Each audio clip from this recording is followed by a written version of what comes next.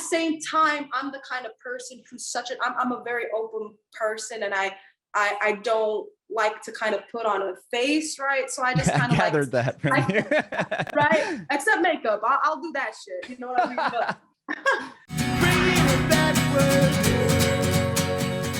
But this is all about you and your journey in music, and congratulations on the record that came out today. Thank you so much. It's been a long time coming. You know how it is when you're putting things together and you're just waiting for it to come out. So it really does feel like I gave birth. So, I mean, the project's called Wednesday's Child, and let me tell you what it feels like. That motherfucker was birthed. Oh shit! Can I swear or no swear? Of course, you can say whatever you want. Oh my goodness, it's my day today. Everyone's letting me swear. Amazing. Of course. Why would we censor you? I mean, come on. Oh, okay. I took that to heart. Thank you, man. Thank you. Of course, my pleasure. Yeah, well, congratulations on the record. I want to talk about the record, but I also want to hear your journey into this whole music industry. And I know you've had some music in your family, so I don't know if we can touch on that a little bit. But... Oh my God, of course. So yeah, first off, I'm wondering where you're born and raised. I was born and raised in London, England, which sucks because I don't have no accent. So I can't even be cool in America because I know everyone out here loves a British accent. So I got myself fucked up, right? Because I don't. How did that happen? I don't know how it happened, but when I was 8 years old, I guess I watched too much Hannah Montana. I don't know what happened, but I just lost. Because I went from hello mate, what are we doing, to hello mate, what we doing? I don't know why it just switched from that to that. But yeah, born and raised in London, England. I was born to a 17 times platinum singer-songwriter, single mom. There was music always, around the house. There was such a musicality that I was raised with. And, again, just having musicians come in and out of the house and just getting different genres from R&B to pop to just rock to everything.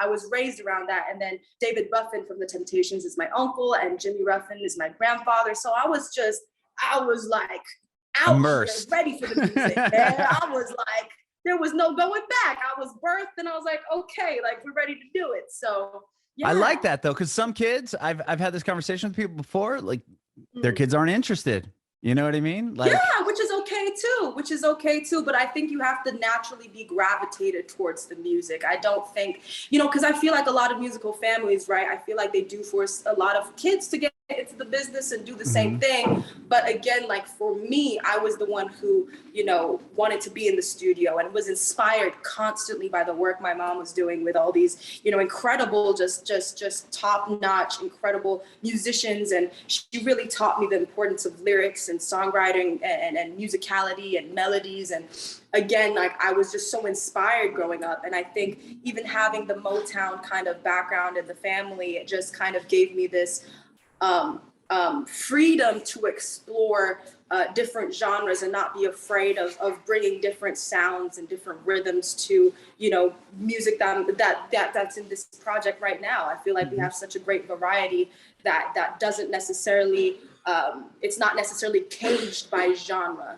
Yeah. No, for sure. I completely agree. I love the record. I had a chance to hear a little advanced version of it, but then I was listening to it earlier today as well on Spotify. So it's a killer record. Real quick on the, I'm still curious on this London accent, the accent thing. Do you use the slang at least growing up, or was it just people would say loads? You got loads of blah blah blah. I mean, I'm totally stereotyping, but I'm curious. No, you know what? I mean, look, my Twitter handle is Aiyana-Lee in it. So it's still, but we still a bit British at heart. You know what I mean? I can put on the accent, right? But I think, I have a lot of the mannerisms and maybe values, British values, a different a different perspective on just different cultures in general. There were so many different cultures I was raised with, and just such an incredible diversity in England of people, of foods, of fashion. I was really blessed to be able to be in an area where I got to experience so much of that culture. And then I think, moving from London to Los Angeles at 15, it gave me, again, going into Los Angeles, it gave me already being born and raised in London, it gave me that foundation of not falling into the Hollywood trap. You know what I mean? Which, again, that solid foundation, I think just as a person is so important. And, you know, again, I was raised by my single mom. Big shout out to the single moms, single people out there. Not the single people. I mean, shout out to single people too, because shit, I'm single too. But single parents, shit. You know, shout out to single parents, but you know, big time up to my mom, because you know, I really got to experience, again, that diversity in not only culture, but music. So it gave me, you know, a wider range of musicality and also perspective on music, because I feel like these days, and just in general, people try to box you into a certain category or a box, or you're supposed to fit in here, but not go there. So, you know, again, just having that variety gave me an open space to be able to explore what I wanted to do as an artist. Were you traveling back to the States quite a bit with your mom being a songwriter, like, or was she mainly working in London? Nah, she mainly worked in Europe, period. But we did a lot of there was a lot of Zooms and a lot of like over the phone, like Celine Dion had called her and be like, thank you for writing me a song. And like she had so many incredible experiences, like even just from being overseas, you know what I mean? People calling her and being like, yo, you wrote this incredible record, like thank you so much.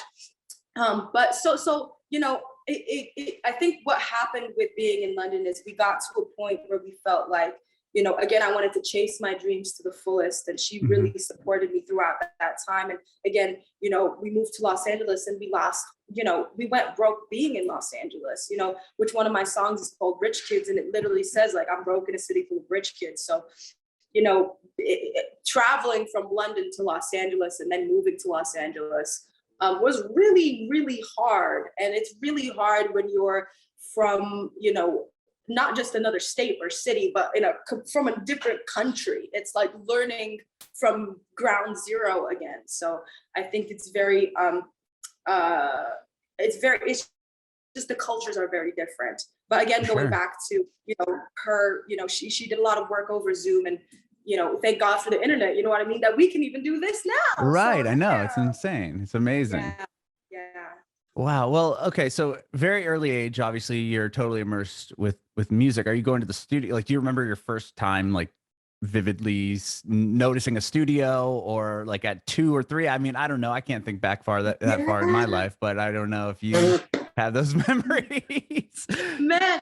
Yeah, you know what? Weirdly enough, I remember like going into the studio, like, because the thing is my mom had a home studio, so that was in the living room constantly. So I would just walk in and I'd be like, I think it's my turn. I think it's my turn, mommy. Like, let me get on the mic. Like, so you know, I'm grateful because she allowed me to actually sing and do some shit at like 2 years old, and as a baby, like I got to experience it. She gave me the opportunity to get on the mic and do that. And then again, you know, she was doing tours throughout Europe, and I joined her on tour, and you know, it kind of went from her being the main act and me opening, and then I became the main act as a cute little like chubby kid like singing and performing, and she was the opening act because people were like, damn, that kid is doing something. I don't know what she's doing, but she's doing something. So, you know, I mean, I was singing my ass at 5 years old. I'm not going to even cap. You know, there's a 6-year-old video. There's a video of me at 6 years old singing Listen.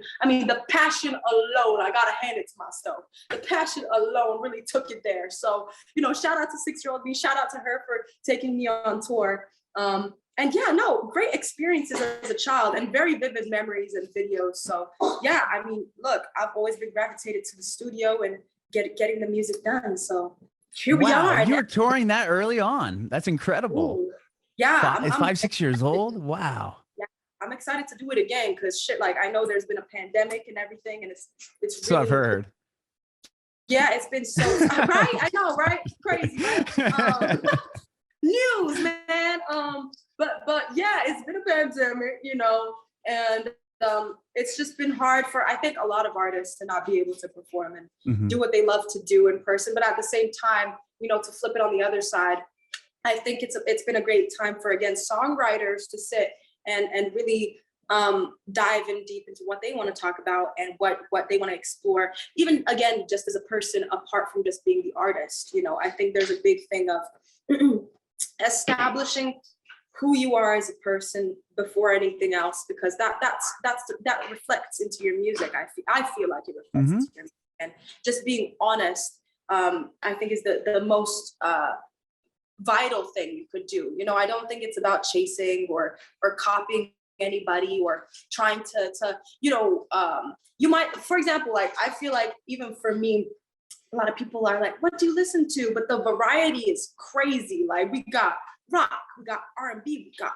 pop, you know. So I feel like when again we're in the studio creating music, we're just creating, just not even thinking of genre. We're just creating a body of work and really digging deep again into what I want to say as a person, as an artist, just as a being. Yeah. No, I completely agree with you. And even, well, looking back at 6'5", 6-year-old you and doing these tours and just kind of being always in that space. Yeah. Like, were you singing songs that your mom had written, or like what were you performing at that time? From I was writing at a really early age. So you were okay. I would write these little songs, man, and I would do like these like, I did Twinkle Twinkle Little Star with like a hip hop beat under it. Like, I was doing my own remixes, man, before they were a thing, you know? So, you know, I would do stuff like that. I would cover a lot of songs. Like I would do a lot of Beyonce, a lot of Mariah, you know, a lot of just big, now that I'm thinking about it, I'm like, damn, I was choosing a lot of heavy singers, Christina Aguilera. I was gonna say, I'm like, damn, this 6-year-old girl taking on like the hardest songs. Yeah, I'm like, she was brave, innit? Like, damn. But yeah, just those, you know, Christina Aguilera, you know, Hurt, doing those kinds of songs, and Listen, Beyonce, and you know, Emotions, Mariah. Like we, you know, I think doing that at an early age really helped me be fearless now. You know what I mean? Like getting all those experiences out at an early age really makes me, just as an artist and creator, feel confident even to fail. Because I feel like a lot of people are afraid to fail, but I think it's an opportunity to grow and to learn, not to be cheesy or anything, but there's no real failure in this life. There's only lessons, for real. That's a powerful statement. I mean, because a lot of people are too afraid to release their song or too afraid to get on stage. And once you get over that hurdle, it's a totally different world, I would imagine. Yeah, exactly. And again, like a lot of people are like, man, I just want to be a songwriter, or I want to be a singer, or I want to be this or that. But I think it gets to a point where just do it. Like you are that, like embody it, like walk and talk and breathe and write like a songwriter. Just do it. Just get out there and start writing songs. And guess what? A million might be shit, but you're gonna get one at some point. Shit, you might get one at one point that's gonna start to sound good. And you know, again, you know, whether that's something more even experimental that you might think, you know, other people won't like, or this isn't commercial enough, explore that, because you might be setting the next trend. So I think, again, just, you know, getting and diving deep into who you are, even just lyrically what you want to say, and, you know, musically how you want to express yourself, you just embody that to the fullest and start presenting yourself as that, you know? So I think a lot of people have problems with, and I still do to this day. I mean, I did radio for 15 years and I've been doing this for a long time. And you kind of get that imposter syndrome. Like, what if somebody asks you, like, what do you do? And you're like, I'm a songwriter, and you don't have like some catalog of, you know, hits or whatever. It's kind of like a thing where, I don't know, it's something that you're like trying to, I don't know. I feel like you're almost trying to over explain it, or like, I'm a songwriter, but like, it's an identity you have to kind of embrace. Yeah, I mean, it can be daunting, but you have to remember at the same time, like these days, like it just takes one session, it takes one song to be that next to be on that come up. You know what I mean? So, I mean, I've known songwriters who have years, they haven't had a catalog, right? They haven't had that, oh my God, I work with da-da-da-da-da. But all of a sudden, one day, they just happen to be in the right session, happen to be in that right situation to where now they've got this one hit with this guy or this person, or now they're writing for Justin, now they're writing for Sweetie, now they're writing for out of nowhere.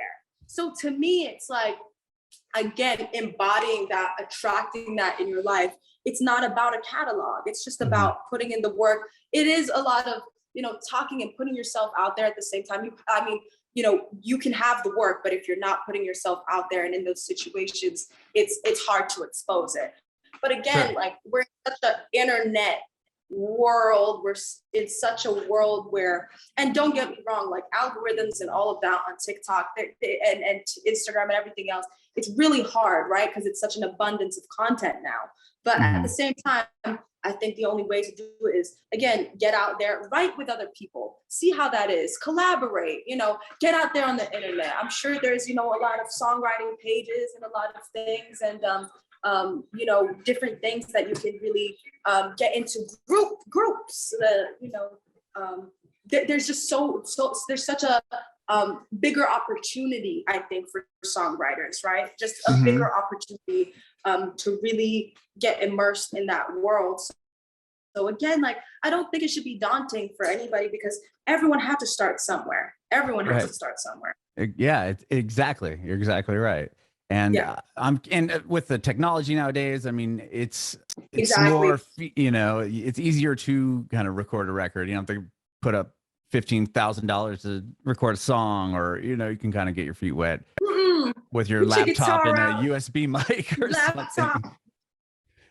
You're good. And like, there's beats on YouTube. Like, a lot of people start just by writing on YouTube beats. Like, it doesn't matter. Like, just do it however you need to do it. But you know what I mean? So there's no judgment in anybody's process, but just, I think it comes to a point where you just got to do it. And that's all there is to do, Sure. Yeah, completely agree.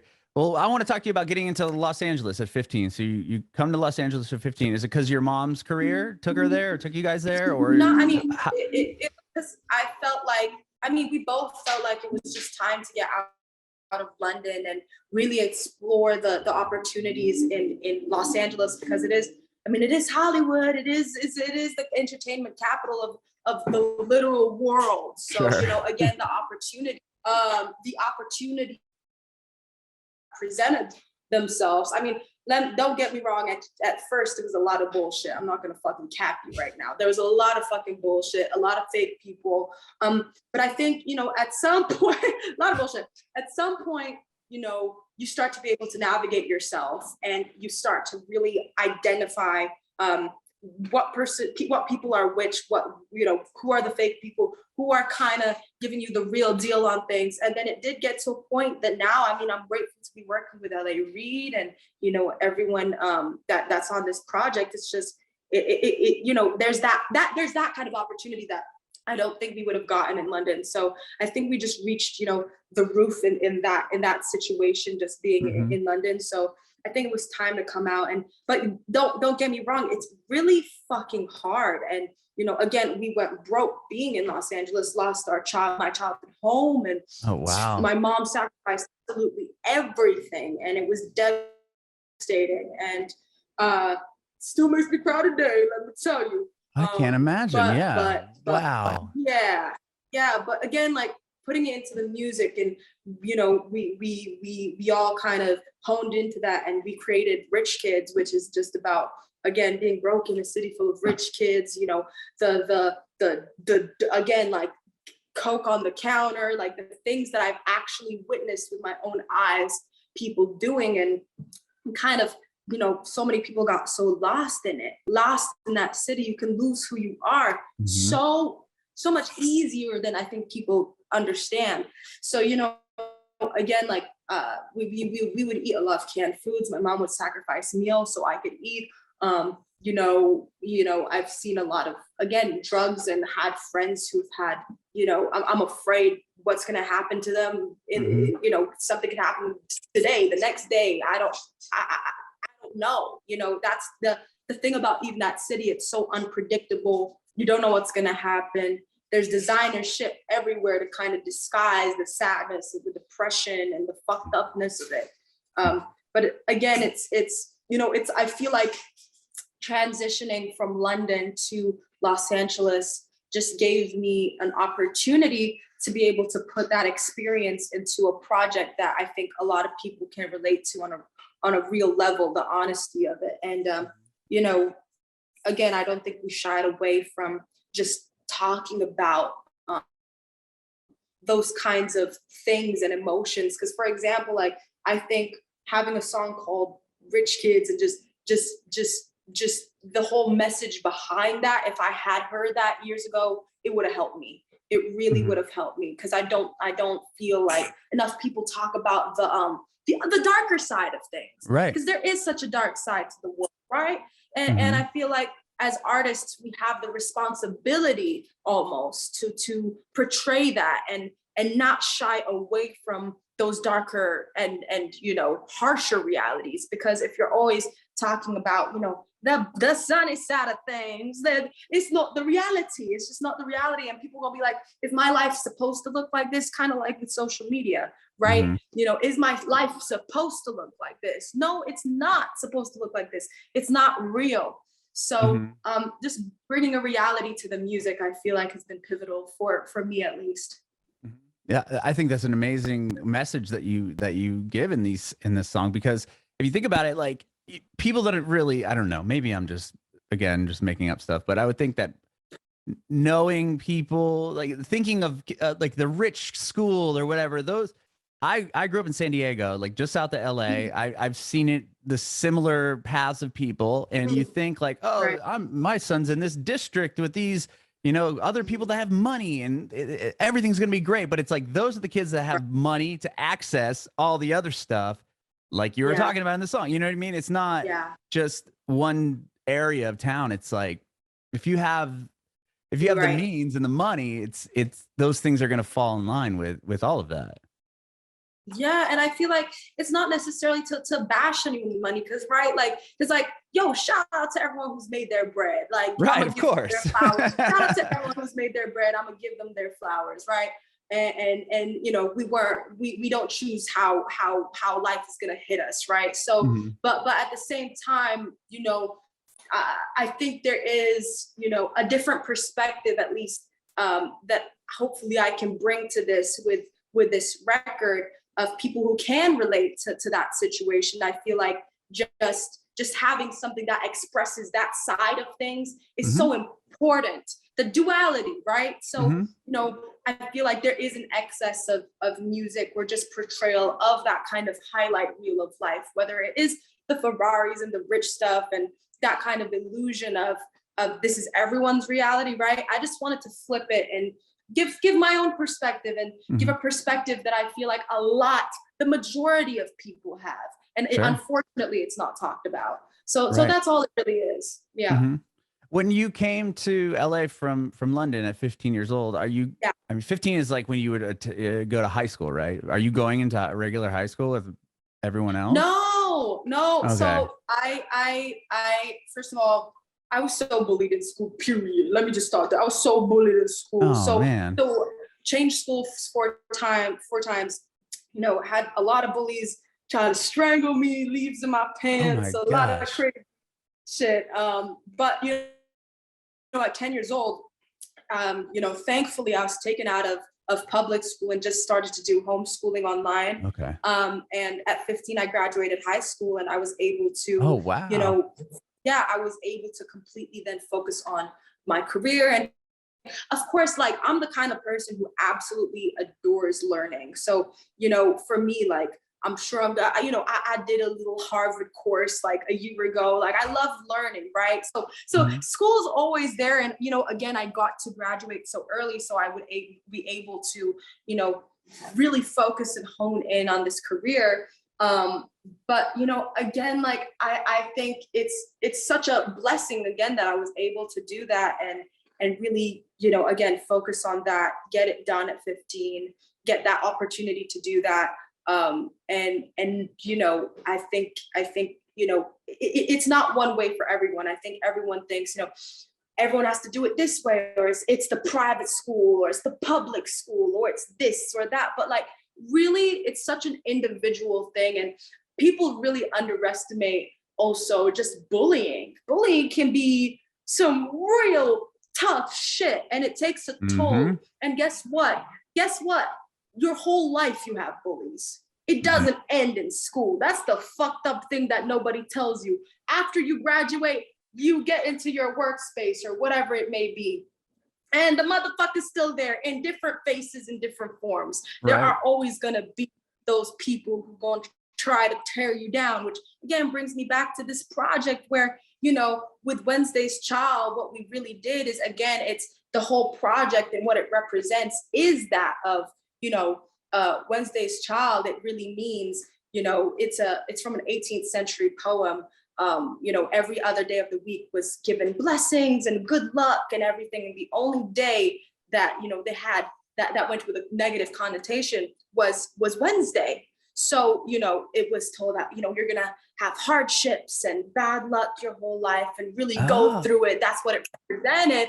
I didn't know that. You know, yeah, 18th century poems, you know what I mean? Like those things be crazy, but this is a title that's been frowned upon for centuries. You know what I mean? So we really wanted to take this title and put a spin on it. And really what it means again is you know, growing up, having those people kind of tear you down, you know, throughout your life, you know, the hardships that you're faced with later with, whether it's bullying, whether it's the hardships of the industry, whether it's the hardships of your daily life. There's so much we all go through as a collective, as the human race, that we can all relate to. And I feel like this whole project kind of has its moments for each kind of subject, whether it's, you know, miserable. I talk about the relationship or lack thereof of relationship with my father, you know, and, you know, he tried to kill me a bunch of times. Then he died when I was 13. You know, rich kids talk about being broke in a city full of rich kids. You know, Gangster of Love, you know, all these things, Table for Three, that really talks about, you know, that relationship with yourself, and really, you know, again, romanticizing the relationship with yourself, because I feel like that's something that's just it's not prioritized enough. You know what I mean? That relationship with yourself is so special and so spectacular. That's the real person that's gonna understand you no matter what. You gonna take yourself to the grave. You were born by yourself and you gonna die by yourself. You better get to know that motherfucker real well. So, you know, it's just prioritizing who you are as a person. And again, to bring it back to the kind of roundness and wholeness of the project, I think it really embodies every experience I've been through, and I think a lot of people go through. I mean, to be that vulnerable on this record, was that hard or scary for you to be like, okay, I'm willing to talk about these subjects?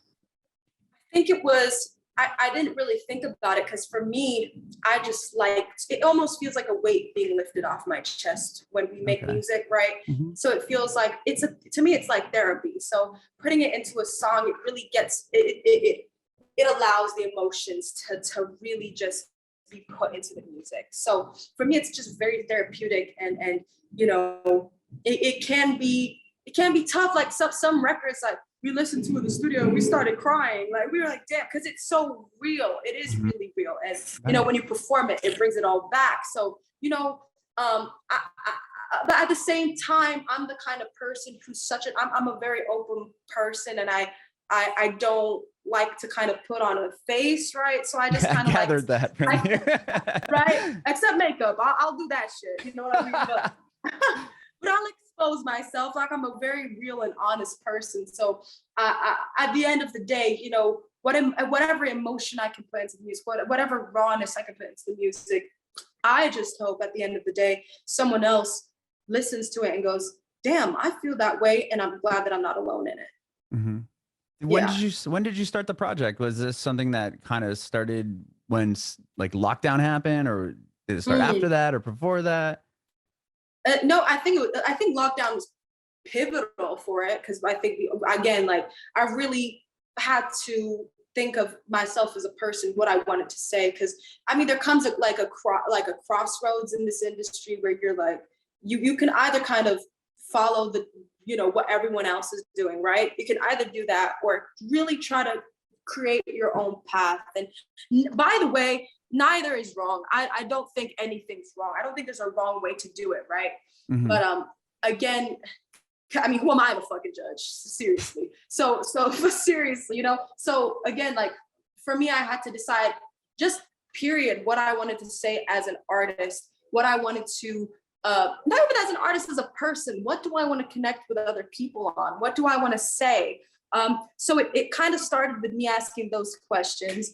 And then the project itself took maybe, honestly, in total, a few days to write the whole thing with every, like it really came very fucking quick. Like we do like 2-3 songs a day. It was just flowing, like, because we would what would happen is I would have like, we'd all have like a really long fucking discussion, would take longer than making the song, so I'd be like, talking about, again, I had said, there's no songs about being broken in a city full of rich kids. And I'm just like mad about it. Let's fucking write some shit, or with miserable and all these things. So, it came so quickly.